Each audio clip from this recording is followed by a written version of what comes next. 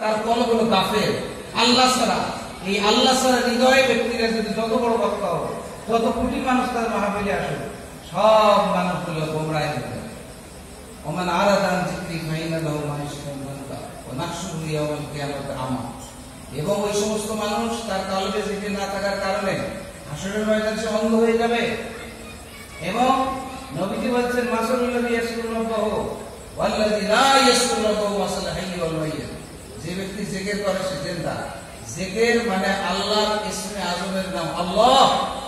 এই নামের এত বড় শক্তি যে মরা মানুষ জিন্দা হয়ে যেতে পারে। মরা মানুষ জিকির করলে জিন্দা হয়ে যেতে পারে, পারে মানে হয়। এটা হলো মুজিজার ব্যাপারে। ঈসা আলাইহিস সালাম 4 জন মরা মানুষকে জিন্দা করেছিলেন, বলছেন কুম বিইজনিল্লাহ, আল্লাহর নামের মহিমায় তুমি জিন্দা হয়ে যাবে। কিন্তু উম্মতি মুহাম্মদের বেলায় মরা কলব জিন্দা হবে। মরা মানুষ জিন্দা করা যত সহজ, তার চেয়ে কঠিন হলো মরা কলবকে জিন্দা করা। আপনারা যারা এই মাহফিলে আসছেন, আমাদের হুজুর এখানে আসছে, আমাদের মাহফিল এত লম্বা চওড়া না, আমরা গলাবাজি করে ওয়াজ করতে চাই না। আপনারা যদি ঈমান নিয়ে কবরে যেতে চান তাহলে আপনারা শুনুন। যখন আপনারা কবরে যাবেন তখন 3টে প্রশ্ন করা হবে। কয়টা? একটা মান রব্বুকা ওয়া দীনুকা ওয়া নাবিয়ুকা। মনে করেন আমাকে বললো মান রব্বুকা, আমি বললাম আমি তো বড় হুজুর সাহেব, অনেক ওয়াজ করে বেড়াইতাম, অনেক বড় ইলম আলাম ছিল। তবে আপনার কলবি ইলম শেখা ফরজে আইন। কেন হুজুরেরা এটা বলে না? কেন ওয়াজে এটা বলে না? কেন ইমাম সাহেবেরা বলে না? কেন মুসলমানকে ধ্বংস করা হচ্ছে? মুসলমানের 1 নম্বর কাজ তার কালবে জিকির জারি করাইতে হবে। অন্তত কলবটা জারি করা ফরজে আইন। ওম্মাল ইলমুল লদুনি আল্লাযী ইউসামানা আহলিহা বিসুফিয়াতিল কিরাম। সুফিয়ে কেরামেরা যে ইলম শিক্ষা গ্রহণ করেছে এটা গ্রহণ করা ফরজে আইন। ইন্নাল মালাইকাতা ওয়াল উযুব ওয়াল হাসাদ ওয়া ফরজে আইন। যে ইলম দ্বারা অন্তরের লোভ লালসা কামনা বাসনা হিংসা বিদ্বেষ অহংকার নিয়ে চলে যায়, এই ইলমটা শিক্ষা করা প্রত্যেকটা নর-নারীর জন্য ফরজ। তালাবুল ইলমি ফরিজাতুন আলা কুল্লি মুসলিম মুসলিমা। তালাবুল ইলম মানে, তালাব মানে অন্বেষণ করা, ইলম মানে আল্লাহকে পাওয়ার যে ইলম, সেটা অন্বেষণ করতে আল্লাহ বলেছেন। আল্লাহ কোথায় আছে? মান্না গুঞ্জাম দার জমিন আসমান লেকি গুঞ্জাম দার কুলুবে মুমিন। আল্লাহ আসমান জমিনে কোথাও থাকে না, কোথাও তুমি পাবে না। তুমি কোথায় পাওয়া যাবে আল্লাহ তোমাকে? আল্লাহ বলতেছেন, স্বয়ং বলতেছেন ওহু মাকুম, আমি তোমার সাথে আছি। আইনা মাকুম, তুমি যেখানে থাকো, তুমি যা কিছু করো আমি সব কিছু দেখি। তাহলে আল্লাহ তাআলা বলতেছেন যদি তুমি আমাকে অর্জন করতে চাও তাহলে তোমার হৃদয়ের ভিতর প্রবেশ করো। সেটার নাম প্রথম কলব।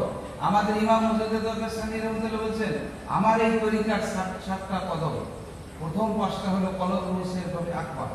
এই দেহের মধ্যে আছে তাকওয়া হাওনা ইউসুফের সাথে সালাসা মিরাজ।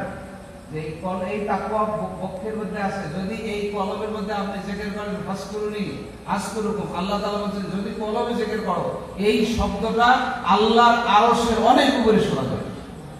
তার কারণ কি? পৃথিবীতে যত ওলি আল্লাহ আসছেন, যত নবী আসছেন, তারা এই কালবে ইসলাহে বাতিনার দাওয়াত করেছেন, এটা করেছেন। কিন্তু আমরা বর্তমান জামানার হুজুরেরা উল্টে কথা বলছি। উল্টা তো দূরের কথা, যারা এই কলবে ইলমের দাওয়াত দিয়েছে তাদের মাজার পর্যন্ত ভাঙিয়ে দিচ্ছে। ঠিক না ভাই? মাজার ভাঙিয়ে দিচ্ছি না? একটা কুকুর তো একটা মরা প্রাণীর লাশ যদি কবরের নিচে ঢেকে রাখে তা কুকুরে তো তুলবে না, খাওয়া যাবে না। কিন্তু এই লোকগুলো যারা মানুষের কবর ভেঙে ফেলে, এরা হলো কুকুর। বালহুম আদাল ওয়াউলাই হুমুল গাফিলুন। এই লোকগুলা, এই দলের লোকগুলা চতুষ্পদ জান্নার চেয়ে নিকৃষ্ট দুনিয়ার মধ্যে। ঠিক না বেটে? এই জন্য এদের ইসলাম নেই, এদের দ্বীন নেই, এদের ঈমান নেই। এদের মূল মাকসুদ হলো গদিতে বসা, চেয়ারে বসা। কোন নবী, কোন রাসূল কেউ ভোট করেছে? কেউ ভোটে দাঁড়িয়েছেন? কেউ গদিতে বসেছেন? রাজনীতি করেছেন? এরা বলে রাজনীতি করো। রাজনীতির আরবি শব্দ তো সিয়াসাত। সিয়াসাতের বাংলা শব্দ আমার মুর্শিদ বলেছিলেন সিয়াসাত মানে ফিতনা। যারা ইসলামের নামে হরতাল দেয়, গাড়ি পড়ে, অ্যাম্বুলেন্স ভাঙে, মানুষ খুন করে, এই কাজগুলো ইসলামের মধ্যে সম্পূর্ণ হারাম। হারামটাকে তারা ইসলাম করে চালিয়ে যাচ্ছে। ঠিক না? আপনারা খাচ্ছেন, মিলিগিলি খাচ্ছেন। হাসরের ময়দানে এই ব্যক্তিগুলা কি করে নিতে হবে? আমার ভাই আলিমুল রুমি সাহেব একটা ওয়াজ করছেন, কোরআনের আয়াত, যে ব্যক্তি জিকির করে না আল্লাহ একটা শয়তান তার উপর নিয়ে যেতে পারবে। তাহলে আপনারা যত আলেম হন না কেন, আপনি যত আলেম হন না কেন, আরে জিকির না করার কারণে আপনার মধ্যে শয়তান আছে, এলেমের পোশাক তো আপনার আছে। আমরা নিজেকে মনে করি বড় আলেম, আমি সবচেয়ে বড় আলেম। আরে সবচেয়ে বড় আলেম তো ছিল শয়তান, বড় আবেগ তো ছিল শয়তান। তার কি পরিণতি হয়েছে? মানুষের মধ্যে হিংসা যদি না যায়, বিদ্বেষ লোভ লালসা না যায়, আপনি যত বড় আলেম হোক আপনার ধ্বংস অনিবার্য, অনিবার্য ধ্বংস।